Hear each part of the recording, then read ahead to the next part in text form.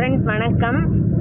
அம்மா காலையில் வந்து அவங்க பிரேக்ஃபாஸ்ட்டுக்கு அப்புறம் ரிலாக்ஸாக உட்காந்துருந்தாங்க. பார்த்ததுன்னா அவங்க ஒரு முத்திரை வச்சுட்டு இருந்தாங்க. என்னன்னுங்க போதே அது கணேச முத்திரை அப்படின்னு சொன்னாங்க.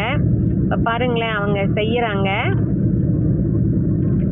ஸோ நான் கேட்டதுக்கு அப்புறமா அவங்க கையை எப்படி வைக்கணும் அப்படிங்கிறத வீடியோக்காக செய்து காமிச்சாங்க. இப்போ இந்த 2 கையிலையும் செய்யக்கூடிய இந்த முத்திரையை வந்து முதல்ல இடது கை கீழேயும் வலது கை மேலேயும் வச்சாங்க. அதுக்கப்புறமா கொஞ்ச நேரம் கழித்து அந்த கையை மாற்றி வச்சுட்டாங்க.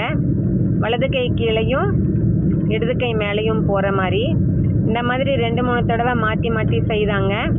அவங்க சொன்னது வந்து இது செஞ்சதுக்கப்புறமா அவங்களுக்கு இருந்த நெக் பெயின், ஃப்ரோசன் ஷோல்டர் மாதிரி இருந்த தோல் வலி அது எல்லாமே வந்து சரியாயிடுச்சு அப்படின்னு சொன்னாங்க. ஆனால் இப்போ வந்து அந்த மாதிரி வலிக்கு தான் அவங்க சொல்கிறதே கிடையாது.